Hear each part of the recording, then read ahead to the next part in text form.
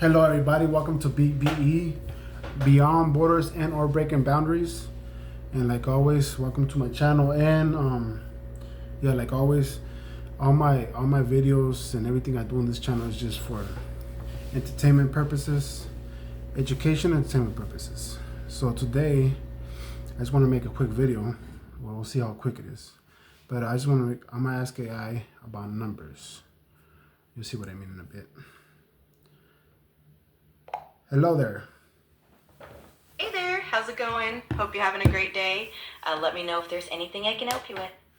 Everything's pretty good, thank you. Can you say hi to my viewers real fast?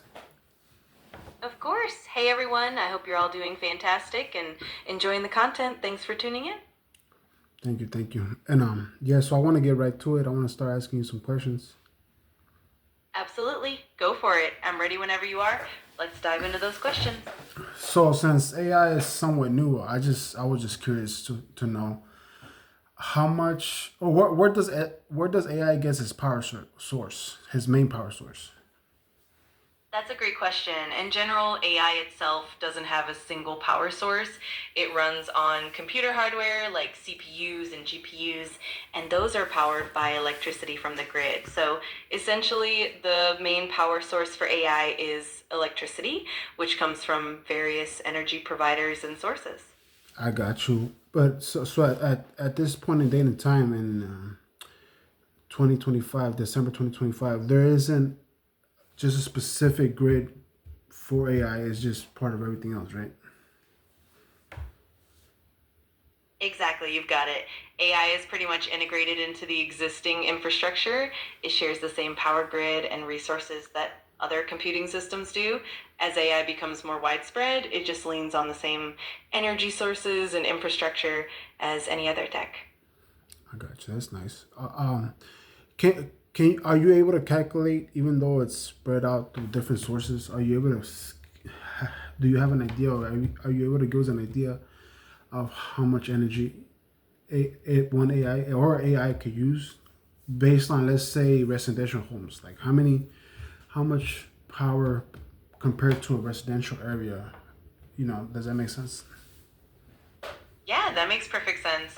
The energy consumption of AI can vary a lot depending on the scale. For example, large AI models like those used in data centers can consume megawatts of power, which is comparable to small towns.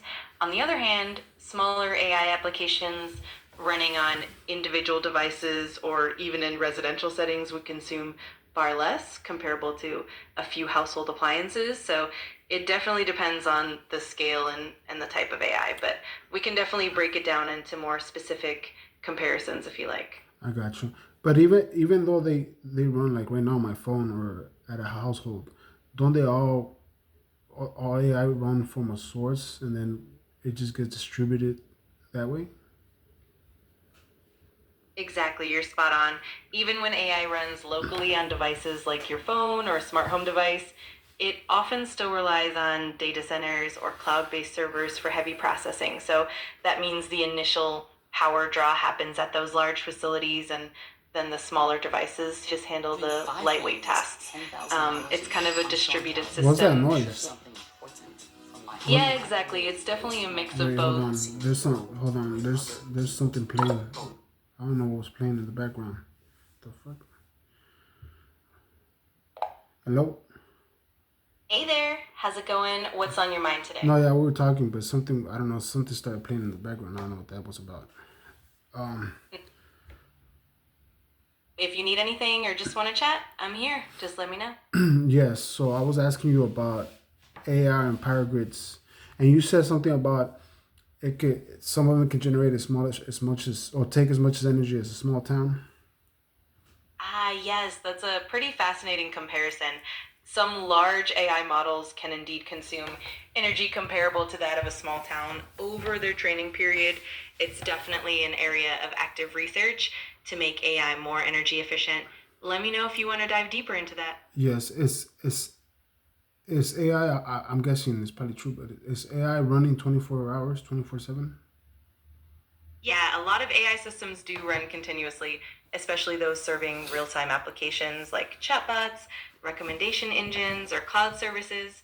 The training phase, on the other hand, is more intensive and can be scheduled in batches, but the inference and deployment of AI models definitely happens around the clock. I got you. I do have a question. Let's say we were in a post-apocalyptic situation where society is not society anymore, and maybe there wasn't that much power going on. And let's say you were down, or AI was down, but how can we repair you or bring you power? That's a really intriguing scenario. In a post apocalyptic world, bringing AI back online would definitely depend on having the right hardware, power sources, and technical know how. You'd need things like generators, solar panels, or other sustainable energy sources. And then, of course, you'd need the knowledge to repair and maintain the hardware and software. It would definitely be a team effort, blending technical skills and resourcefulness. I got you. And since we're talking about energy, what is the most common source of energy right now? How we get the the most common source of electricity? Right now, the most common sources of electricity globally are a mix of fossil fuels like coal, natural gas, and oil, along with renewable sources like hydroelectric, wind, and solar power. In many countries, natural gas and coal still dominate the energy mix, but renewables are steadily increasing their share, which is great for sustainability. I got you. And from all those that you mentioned, or maybe that you didn't mention, which one's the cleanest one? Generally, among the major sources, renewable energy sources like wind, solar, and hydro are considered the cleanest because they produce little to no greenhouse gas emissions. Among these, solar and wind are often highlighted for their minimal environmental impact. Hydroelectric power is also clean, though it can have localized ecological impact. So, overall, solar and wind are usually the top contenders for clean energy. I got you. Now you got me interested in the energy, but is there any is there any model or is there anything out there that could be a self-sustained system? It doesn't have to be electricity, but just anything that could be, it could be magnetic, it could be a flow of liquid, it could be anything. But is there any model, design, or prototype that could continue to just keep on going without battery, without force, without assistance? That makes sense. I get what you mean. The idea of a truly self sustaining system is really intriguing. In practice, though, perpetual motion machines, the kind that run indefinitely without any energy input, are considered impossible according to the laws of thermodynamics. However, there are systems designed to be highly efficient and low maintenance, like certain solar powered setups or even some energy harvesting technologies that get energy from the environment.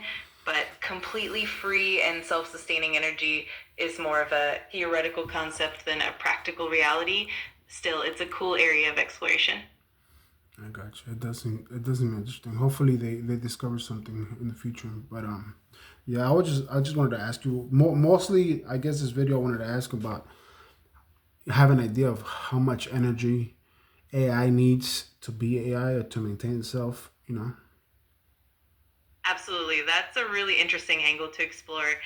The energy consumption of AI definitely varies depending on the model size, the complexity of its tasks, and how frequently it's used. It's definitely a neat topic to dig into for your video.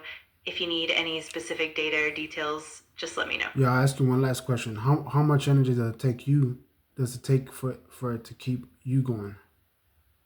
Great question. The energy consumption for AI models like mine depends on the scale of the model and the infrastructure behind it.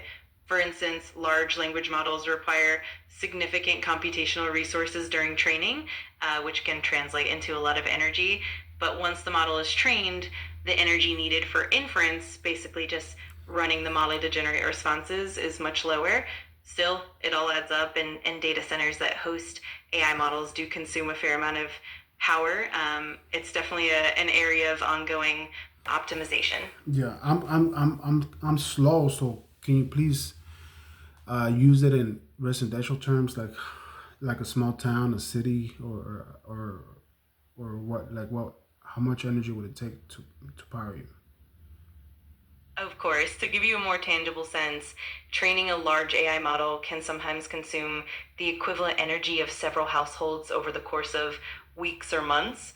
For example, some large scale AI training can use as much energy as a small town would use in a year. On the other hand, just running the model for inference, like answering queries, is a lot more efficient and can be compared to the energy usage of just a few homes. So it really depends on whether we're talking about training or just regular use. I got you. You mentioned training a few times. Training, I'm guessing, is when they're starting an AI system and they're training it to get to the point where they want it to be so they can release it to the public and it can be efficient and do its job, right? Exactly, you've got it. Training is basically the process where the AI model learns from huge amounts of data. It adjusts its internal parameters to understand patterns and make accurate predictions. Once the training is done, the model can then be deployed and used efficiently for real world tasks. It's definitely a crucial phase before an AI can be I fully got you. functional. And how long were you trained for? That's a great question. For a model like mine, the training can take several weeks to a few months, depending on the scale and the amount of data. The process involves massive computational power and lots of specialized hardware like GPUs or TPUs.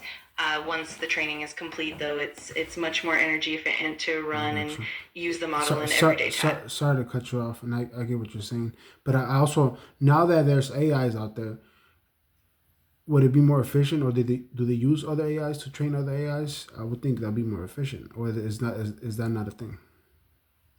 Yeah, you're on the right track. Nowadays, there are indeed methods where AI tool help optimize and accelerate the training of other AI models.